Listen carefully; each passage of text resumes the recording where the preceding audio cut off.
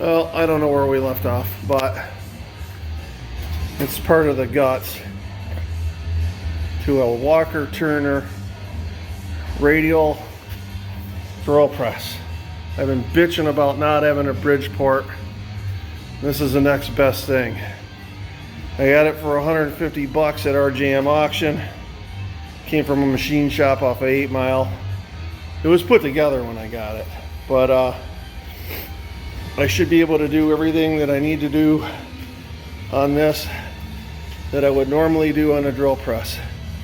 So I'm guessing, based on the serial number, this is built in between 41 and 48.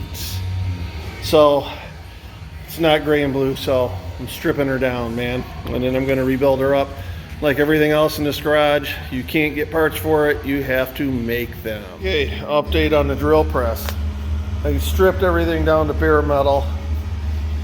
There's a stand. I gotta get some 5/8 11 nuts for that. So that turned out good. I put wheels on it because this thing weighs about 600 pounds. What else? The lead screw. Just be little wobbly. Hot dog down the hall. I'm gonna put an oil light bushing in here, tighten that bitch up. What else do we got going on? Yeah, the lead screw gear is a collar that goes in here, and I can't get this thing anywhere, and it's kind of chewed up a little bit. This is something I'm gonna need to make when I get my lathe. For now, that is what it is. And let's see, I got a little arc welding on cast iron here. If you ever done that, that is a pain in the dick. Somebody had lost control of a project once on this thing and busted up the table. I started to weld. You only do about 1 inch at a time, let it cool down, grind it. I'm gonna make that look like it was never broken. The head, that had a bad crack on it. I welded that up as best as I could, stitched it up, welded both sides, cleaned it up. A little putty on that bitch. When I paint it, you'll never know there was a crack there. Let's see, I'm gonna start on that probably tomorrow or the next day. I'm still stripping paint off of this. What a pain in the ass that is. I'm sure I got some sort of lead poisoning high going on right now, but it goes good with the beer. Okay, today's project. I'm gonna finish welding that side of the crack. The other side's all done. You can't even tell it was welded. And over the last 80 years, these Nimrods that, apparently they put Nimrods on this machine to learn how to do this. I've drilled holes all the way through this bed table. So I'm going to weld up all the holes and then grind them. Muriatic acid wash this, phosphoric acid wash it, and paint it. I don't know how far I'll get with that today. I can't just weld up all those holes at once because if I get this table too hot, it's gonna crack. Okay, here we go. Okay, I got about 98% of the holes welded up.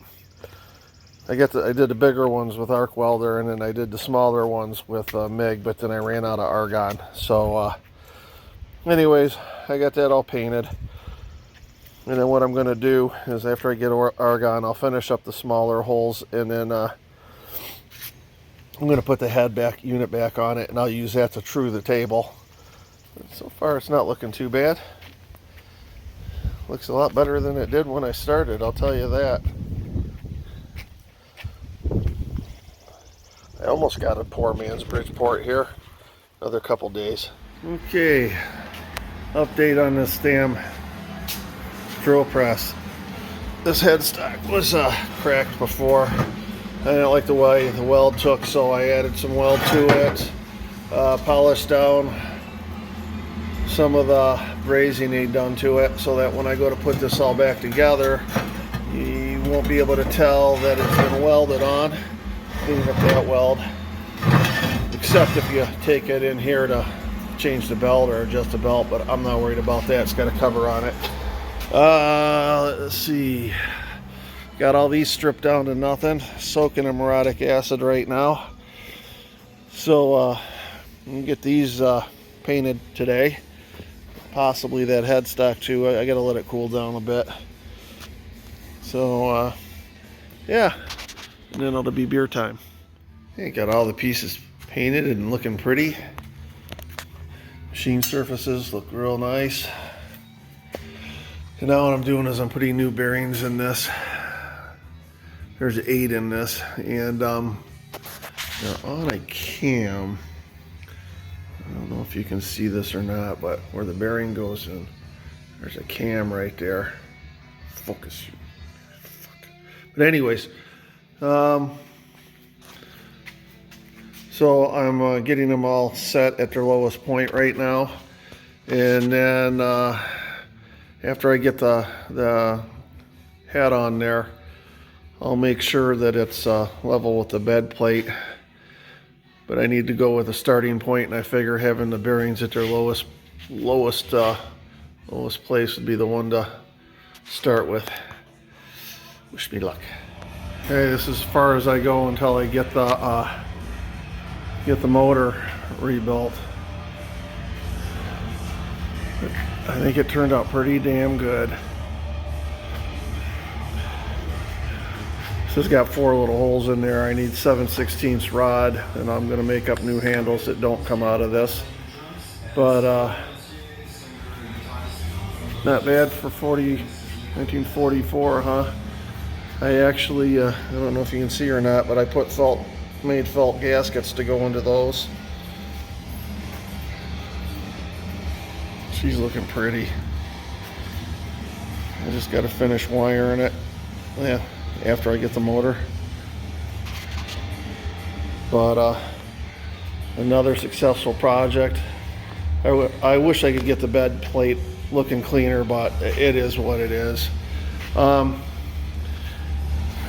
headstock is out 5 thousandths from here to here. I got it as close as I could by adjusting the rollers, but the problem is, if you look, this alone moves a few thousandths. What's the point? So if I have to be real precise, I'll just put some shim stock on below the project and get it as close as I can. But yeah, she's looking pretty.